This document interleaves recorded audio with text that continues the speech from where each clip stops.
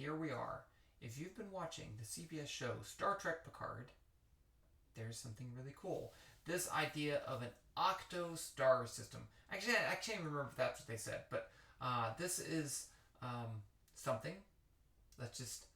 So the key is, how do we make this? How do we model the motion of 8 stars? So here's where it comes from. I think I have these shots in order. So this is a shot from the show. There was this idea that maybe there is somewhere in space, in the universe, where there are these 8 stars that are orbiting each other in this pattern and set up as a symbol and as a warning to humans or something else. I don't want to get into all the details, okay? But there it is. So I've kind of redrawn that here. So here we have these 8 stars orbiting each other. So is this possible, and can we model it? Well, of course we can, and we're going to. So let's get to it. Let's start with the simplest case. Okay, instead of doing 8 stars, let's do something we know works and we know that we can model. And this is a binary star system. So a binary star system, instead of having 1 star with some planets orbiting or something like that, you'd have 2 stars orbiting each other.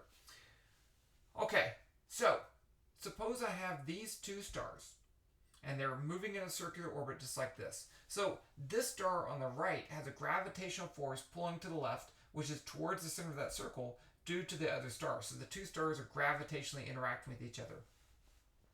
Now the question is, if I know the mass of the star and the radius of this orbit, they'll both be moving in the same circle, okay, just directly opposite of each other. Then, and these are equal mass stars. I'm using equal mass stars to make things easier. You can change the masses, it's not too hard, but that's what I'm going to do. Then I can calculate this velocity that's needed to make this thing move in a circle. So let's start with the definition of force and acceleration. The net force is mass times acceleration. I know there's only one force acting on the star, and that's the gravitational force. So the gravitational force of magnitude is this, g, mass of the star times the mass of the other star, divided by the distance between them squared. So in this case, I have r as the radius of the circle. So the distance from here to there is 2r, and when I square that, I get 4r squared. That's why there's a 4 right there.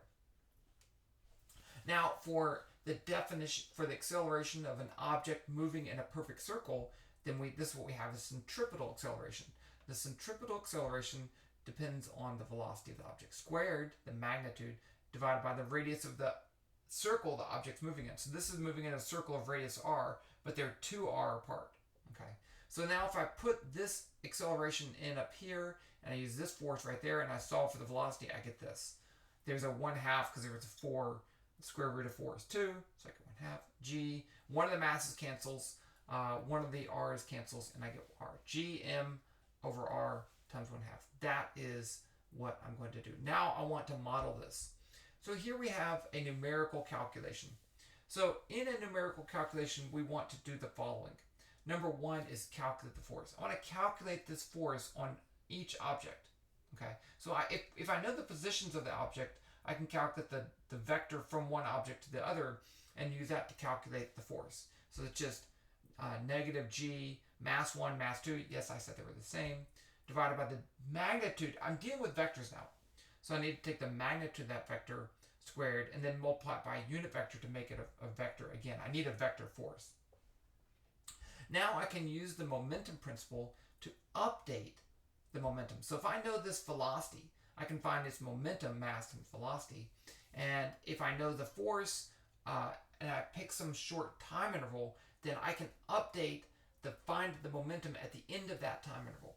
Okay. Now I need a relatively short time interval for the motion. If I take a time when it's way over here, this is not going to work. I want to just go a little distance.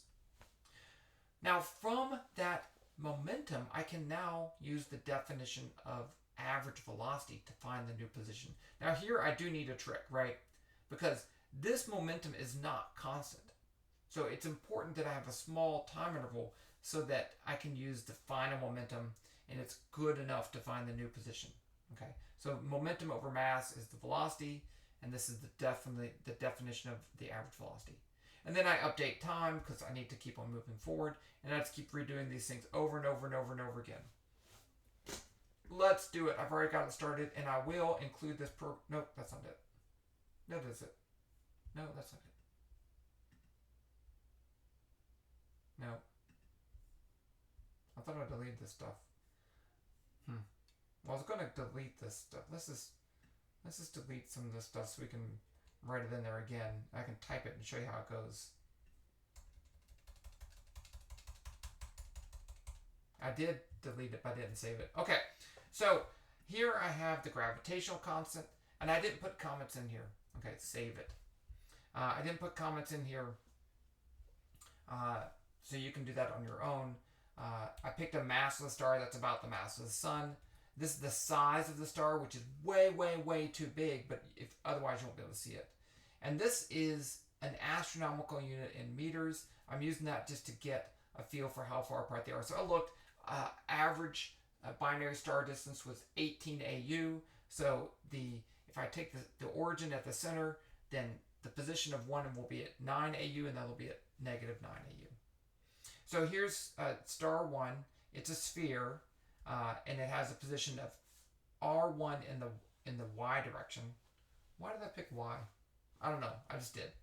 And the radius, the color, I turn on the trail. And then sphere 2 is the same thing, except it's in the negative Y direction. They both have the same mass. I already put a time interval right here, but let's just comment these things out because I don't need those. And let's save it and run it, just so we can see. It's always good to see what things look like. Okay, so there you go. There's my 2 stars. Nothing's moving. Everything looks good. Okay, so now the first thing I need to do is calculate this initial velocity. So let's call this V0. And I'm just going to use that equation from before. 0.5 times the square root of g times m divided by r1. Is that right? Where r is the radius of the circle. Yep. Okay, got that. And now I need to set the momentums, S1.p. So S1 is this top one up here. I want it to go to the left. So S1.p is going to be S1.m, the mass, times the vector negative V0, 0, 0. And then S2.p is going to be S2.p.m times the vector, it's going to be going to the right, V0, 0, 0. I think that's right.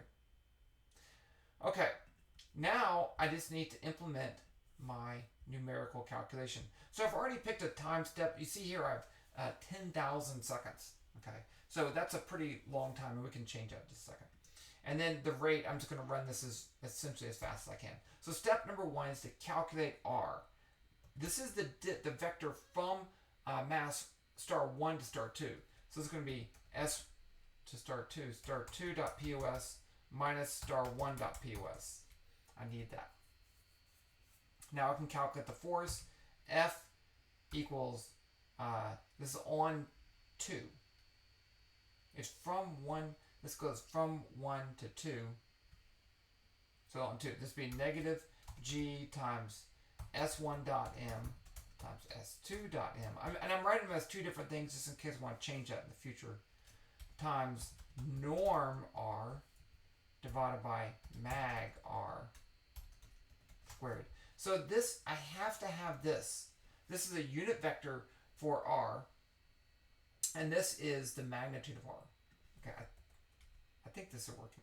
So now I'm going to update I don't need to calculate 2 forces because they're the same, but in opposite directions. So S2.p equals S2.p plus F times dt, and then S1.p equals S1.p minus F times dt, because its force is the opposite of the other one.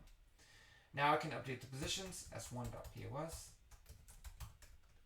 plus S1.p times dt divided by S1.m, S2.pos, S2.pos, plus S2.p times dt divided by S2.m.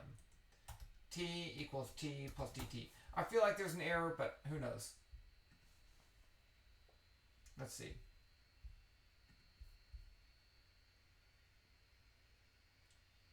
Check that out. Oh. Yeah, okay. It should make a circle.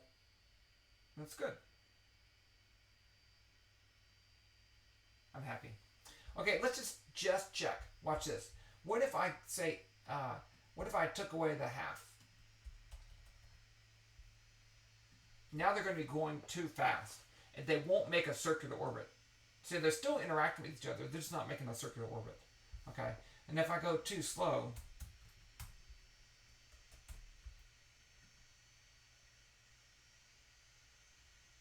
again, something weird's going to happen. Watch.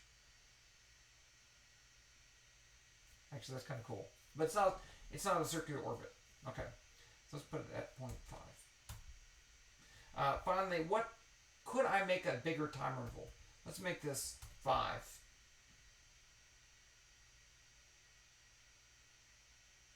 Notice that it's not quite. It's a little off. Let's make this 8.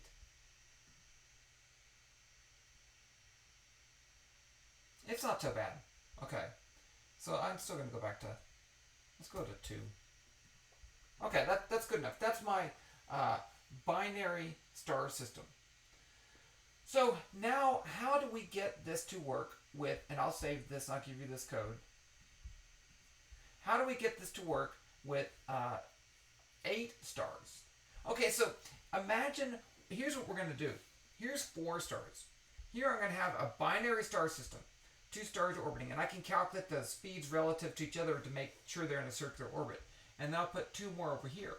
Now I can have a bigger circle, and I can treat this as a single star of mass 2m, and this is a single star of mass 2m, because the center of mass of this can orbit about the center of this giant circle. So then I need to calculate the velocity of the center of mass for this binary star system based on the size of the circle and the masses. Then I need to go back and find the velocity of these 2 stars. So the velocity of this one's going to be the velocity for its tiny orbit plus that velocity, and this one's going to be the velocity of that orbit minus the binary star orbit. Does that make sense? I know that's pretty complicated. And then over here, I'm going to have the velocities going in the opposite direction, but that didn't do the same thing. So all these stars have their own unique velocities. Now, if I want to do that for 8 star systems, I just need to I have binary star systems of a binary star system. So now I have the center mass of these 4 stars orbiting the center mass of those 4 stars. Now, if these things are super close together, then this interaction between these stars and those stars are going to be significant, and they're going to throw everything out of whack. Okay, so every time I make a bigger circle, it has to be bigger. Okay, let's do it. I already did this, and I'm not going to redo this code, but I will show you what I have. So here I have A, B, C, D, E, F, G, H stars. Okay, and then I have the radiuses of the 3 circles. So you can change this stuff if you want. Don't worry about the mass. I don't think that's super important. And then I calculate those binary star system velocities. So R1 is the velocity of this tiny 2 stars. These V2 is the velocity of 2 stars orbiting 2 more stars. And then V3 are the 4 stars orbiting 4 stars. And so it's just based on the masses and the distances. And then I go through and set the positions, and I set the velocities. And then okay, here's one thing. I have 8 stars. So if I want to calculate the force, I have to calculate the force on star 1, star A, due to B, C, D, E, F, G, and H. And then I have to calculate the force on B due to A, C, D, E, F, G, H, and so forth. So I have to go through all of the possible combinations and calculate all these forces. So there's a lot of forces to calculate. Instead of doing it manually, I just made a list of stars. Okay, so I set the positions, and I added this list. It's a list of stars. I should make a tutorial on list, I guess. And then I printed. I don't know why I did this. I don't need to do that. I think I was just trying to make sure things are working. This is a function that goes through the list and calculates the total gravitational force due to all the other stars. So the end. And then I don't know why I print that. I think I was just scared that it wasn't working. And then I go through, and for every star in the list of stars, I update the momentum and update the position. and then I print done because I wasn't sure it'd ever get done. And let's run it. It doesn't run fast. So here's the 8 stars, and you can see they're all starting in the right orbits and stuff. And I feel like I still don't have this whole thing big enough. Okay, this needs to be bigger, and in fact, yeah, this is an older program, so I think I got it to work a little bit better. Let's see, my trinkets. 8 stars orbiting. Did I do that one?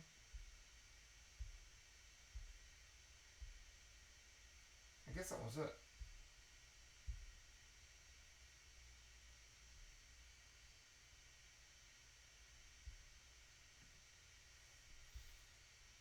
Okay, I did adjust. I'm pretty sure I adjusted these things to make. There, I did.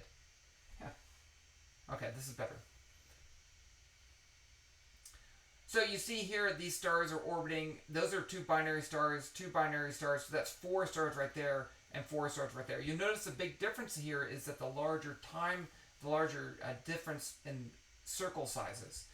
If you let this run out, it starts getting really slow because the time step is actually pretty small compared to the orbit of the whole thing. It does take a long time for this to run, but I think in theory it should work. I couldn't get a complete orbit just based on the calculations, but at the end of the day, if you get these things far enough apart, I'm pretty sure this is going to work. Of course, you have the question of how would you get all these stars together in the first place, but that's not my problem, okay? My problem was just to see if this thing would work, and I think it does, and I hope you enjoy this, and you can go model your octo-star system, and I'll talk to you guys later.